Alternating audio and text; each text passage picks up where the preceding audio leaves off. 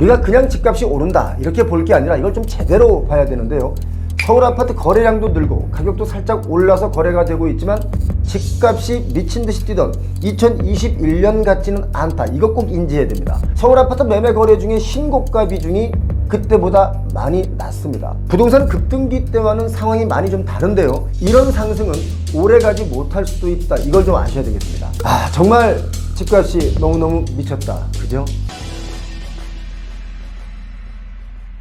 지난 6월에 통계를 보니까요. 서울의 새 아파트 입주율이 5개월 만에 70%대로 뚝 떨어졌습니다. 서울 아파트 가격은 오르는데 새 아파트 입주율은 이렇게 하락한 거죠. 그 이유는 서울 대다수의 아파트 가격이 무섭게 치고 올라오면서 잔금 대출을 하지 못했기 때문인 것으로 나타났습니다. 새 아파트 입주율을 지역별로 살펴보니까 수도권은 76.5%에서 77.6%로 1.1%포인트 상승을 했고요. 인천과 경기권이 72.5%에서 76.9%로 4.4%포인트 아주 큰 폭으로 올랐습니다. 이걸 보면 그만큼 갭 투자는 좀 줄어들고 실거주자분들이 주택을 많이 매수했다 이렇게 볼 수 있겠죠. 자, 그런데 특이하게도 서울의 경우는 새 아파트 입주율이 지난 5월에는 84.3%였는데 6월 한 달 뒤에는 79.2%로 입주율이 5.1%포인트 크게 하락했습니다. 서울 아파트 입주율이 떨어진 것은 서울 대다수의 아파트 가격이 신생아 특례대출, 보금자리론 등의 대출 가능 금액 그 한도를 넘어섰고요. 또 그렇기 때문에 잔금 대출을 못 받아서 이런 일이 벌어졌습니다. 자, 잔금을 못 구해서 입주를 못하는 아파트를 왜 그렇게 꾸역꾸역 사는지 이해가 안 간다는 분들 참 많지만 그 이유는 여러분도 이제는 잘 아시지 않습니까? 공급이 부족하다, 재건축이 어렵다, 그래서 이제는 새 아파트가 귀해진다, 이런 심리를 자꾸 부추기니까 이렇게 준비 없이 덜컥 분양받고 보는 일이 생기는 겁니다. 서울뿐만 아니라 지방도 지난 5월에는 60.8% 입주율이었는데 6월 들어서는 59.8%로 50%대로 떨어졌습니다. 이 중에 가장 심각하게 입주율이 낮은 곳이 있는데요. 바로 강원권이죠. 입주율이 45%밖에 안 됩니다. 그만큼 갭 투자한 사람이 많다는 겁니다. 강원권의 특징을 보니까 전셋값이 상승했고요. 또 생애 첫 주택 매수세가 좀 증가했고, 또 특히 분양가가 급등하면서 신규 분양물보다는 기존 주택 중심으로 거래가 이루어지면서 새 아파트의 입주율은 이렇게 많이 하락했다. 이것도 좀 특징일 수 있습니다. 자, 일단 사놓고 보면 오를 테고, 오르면 그때 가서 팔지 뭐 하는 분들 아주 많습니다. 그리고 실거주 3년 유예가 있기 때문에 3년 뒤에는 또 어떻게 되겠지, 이런 심리도 작용하는 것으로 보이죠. 새 아파트 미입주 원인 왜 그럴까 봤더니 여전한 것이 있습니다. 잔금 대출 미확보가 22.6%, 그리고 기존 주택을 매각해야 새 아파트 들어갈 텐데 이게 매각이 지연되고 있는 겁니다. 역시 안 팔리고 있는 거예요. 가장 큰 이유가 바로 이건데 41%가 넘습니다. 또 세입자를 확보하지 못했다. 전세를 주고 나중에 입주하려고 봤는데 세입자도 역시 들어오고 있지 않은 거죠. 이런 이유로 새 아파트 입주율이 떨어지고 있는 겁니다. 아파트 값은 오르는데 입주율은 떨어진다. 자, 아파트 값이 왜 오르냐? 여러분 잘 아시다시피 금리 인하에 대한 기대감이 가장 크죠. 그리고 신생아 특례 대출과 같은 저리 정책 대출도 해주고 또 스트레스 DSR도 2달 연기해 줬지 않습니까? 그래서 아파트 값은 더 오른다, 이런 심리가 여기에 더해지면서 대출받아 아파트를 사는데 중요한 것은 뭡니까? 이렇게 입주를 못한다, 이겁니다. 이렇게 결국 부동산 정책은 늘 아파트 값이 오르는 것에만 치중되어 있고요. 아파트 값 안정화를 외치는 정치인이 있다면 그걸 들은 국민들은 뭐라고 생각하는지 아십니까? 또 웃기고 있네 라고 생각하는 국민들이 아주 많습니다. 사실 여러분, 공급이 부족하다는 말 많이 들어보셨죠? 솔직히 공급이 부족한 건 아닙니다. 우리나라 아파트 공급률이 세계 최고죠. 그리고 새 아파트 공급이 늘 부족하다고 얘기를 하는데 새 아파트는요 1천만 호, 1억만 호를 짓는다고 해도 또 새 아파트는 부족하다고 얘기합니다. 이제 머지않아 아파트가 정말 남아 돌 수도 있습니다. 자, 그때도 새 아파트는 역시 또 부족하다라고 할 겁니다. 공급적인 측면으로 보자면 서울의 경우 올해 하반기에만 36,000 가구가 나옵니다. 그 중에 강남 3구에만 15,000 가구가 쏟아집니다. 새롭게 분양되는 가구가 그렇습니다. 23년 작년과 비교하면 10배가 많은 공급이죠. 이렇게 쏟아져도 역시 뭡니까? 공급은 계속 부족하다. 아파트가 부족하기 때문에 계속 오른다. 이런 뉴스는 끊이지 않습니다. 왜 끊이지 않을까요? 여러분 생각 속에 있는 바로 그것 때문에 끊이지가 않습니다. 서울에 이렇게 많은 공급량이 풀리는 이유가 뭘까요? 그동안 시공사와 공사비 증액 협상이 안 돼서 분양을 계속 미뤄오던 그 사업장이 이제 겨우 협의를 마치고 속속 분양 절차를 밟고 있기 때문에 하반기에 이렇게 몰린 겁니다. 사실 조합과 시공사가 공사비 때문에 싸움이 벌어지면 시간이 지나면 지날수록 조합은 손해입니다. 계속해서 금융비용 올라가죠. 공사비가 그렇다고 갑자기 또 내려가진 않습니다. 결국 누가 이기냐면 시공사가 이깁니다. 그런데 왜 이렇게 조합들은 계속 이대로 공사 못하겠다 하면서 중단을 하고 다시 또 시간이 지나서 또 다시 이어가고 이런 것을 반복하냐면 이제 조합이라는 게 조합원들이 많습니다. 의견이 여러 가지가 분분하기 때문에 그 의견 조율하는 데만 또 시간이 엄청 걸립니다. 그래서 역시 아파트 값은 또 오릅니다. 자, 강남구 청담동에 있는 청담리엘 청담 3익 아파트를 재건축하는 이 단지인데요. 오는 9월에 1261가구 규모로 지어지는 이곳 역시 연말에 분양할 계획이고요. 여기 보시면 잠실 레미안 아이파크가 송파구 신천동에 짓는데 역시 2678가구로 지어집니다. 여기도 이제 분양합니다.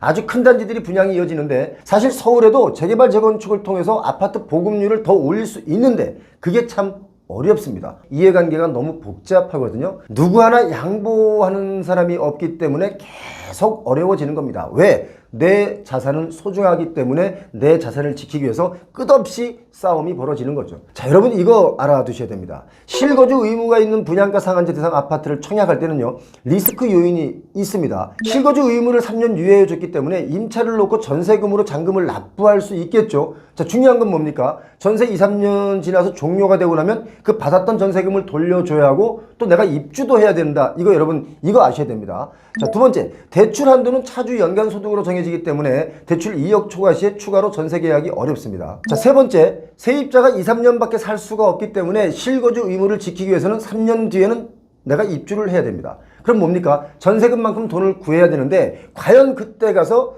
대출이 될지도 궁금해지는 겁니다. 대출이 안 되면 3년 안에 큰 돈을 모아야 하거든요. 이거 정말 고민해 봐야 됩니다. 물론 또 그때 가서 집단으로 떼쓰고 이렇게 하면 안 된다 뭐 이러면 또 실거주 의무 유예가 아니라 실거주를 안 해도 된다 뭐 이런 식으로 변할 수도 있습니다. 이 부동산법은 뭡니까? 고무줄법이기 때문에 그렇습니다. 네, 고무줄법이에요. 이랬다 저랬다. 자, 지난 6월 기준으로 서울 아파트 평균 매매 금액이 사상 처음으로 12억 원을 넘어섰습니다. 역대 최고치입니다. 10억만 있어도 부자다라는 이야기가 이제 완전히 옛말이 됐습니다. 중요한 것은 2023년 작년 말 기준에 우리나라 가구당 순자산이 5억 원이 안 됩니다. 4억 몇 천만 원 수준이죠. 자, 그런데 아파트 값은 이렇게 정신을 못 차리고 있습니다. 올 초까지만 해도 강남, 소초, 송파, 강남 3구 그리고 또 마용성, 마포, 용산, 성동구 이 지역 위주로 집값이 올랐었는데 최근 6월 이후부터는 성북구나 서대문구와 같은 곳에서도 집값이 조금씩 들썩이고 있는 단지들이 있습니다. 우리가 그냥 집값이 오른다 이렇게 볼 게 아니라 이걸 좀 제대로 봐야 되는데요.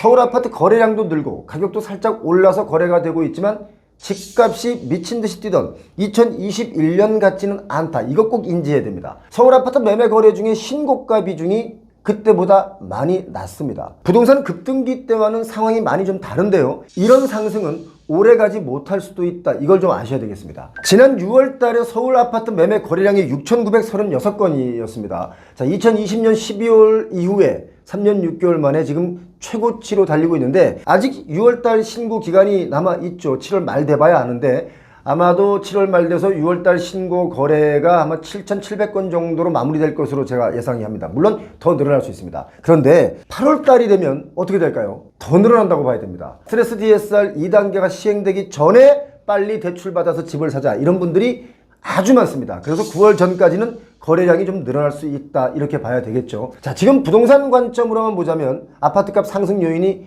많은 게 사실입니다. 하락 요인보단 상승 요인이 더 많습니다. 그래서 정부가 또 긴장을 하고 있다 이런 뉴스들 보이는데 아마도 긴장하지 않고 더 많은 규제 완화가 나올 가능성이 높습니다. 우리나라 자가 보유율이 한 62% 정도 되는데요. 자가 보유율이 높다는 것은 가지고 있는 부동산의 가격이 올라야 지지율이 올라간다 라고 생각하기 때문에 규제책을 쓰는 것처럼 보이지만 알고 보면 부양책이 더 나올 가능성이 매우 높다. 저는 그렇게 봅니다. 물론 그런다고 해서 마구 급등하는 것은 아니죠. 여러 가지 아파트를 사라고 막 권해주는 정책이 나올 때도 아파트 값은 하락한 적이 있었습니다. 자, 그런데 뭔가 부양책을 쓰면 하락으로 막 내려가는 길은 막는 효과는 있겠죠. 지금 서울에서 가장 많이 오른 곳이 성동구 그리고 두 번째가 마포구 지역이 가장 많이 올랐습니다. 지난 6월 기준으로 서울 아파트 거래 중에 상승 거래가 이루어진 비중이 전체의 50%가 채 안 됩니다. 49.6% 였습니다. 그리고 하락 내지는 보합 거래가 50.4% 했는데 이렇게 따지면 아직은 하락 거래가 더 많습니다. 하지만 추세에서는 상승으로 가는 추세가 더 높아지고 있죠.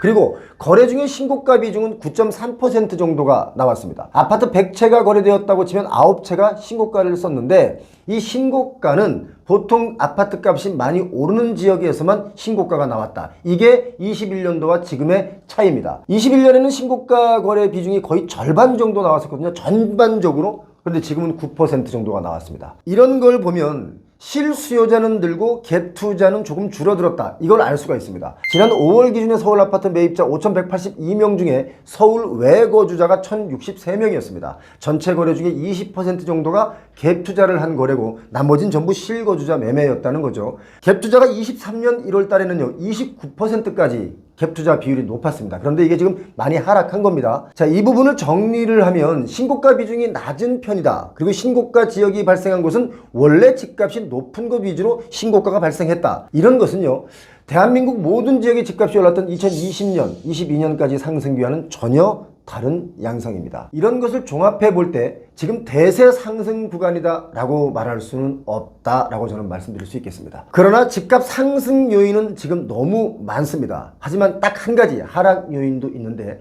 그것이 뭐냐면 대출의 양입니다. 비싸진 만큼 대출의 양도 늘어가고 있는데 어쩌면 이것이 부동산 상승을 그나마 잡아놓고 있는 이유다. 그래서 상승하려고 해도 더 상승하지 못하게 잡아놓은 것이 바로 대출의 양이다 라고 보시면 될 것 같습니다.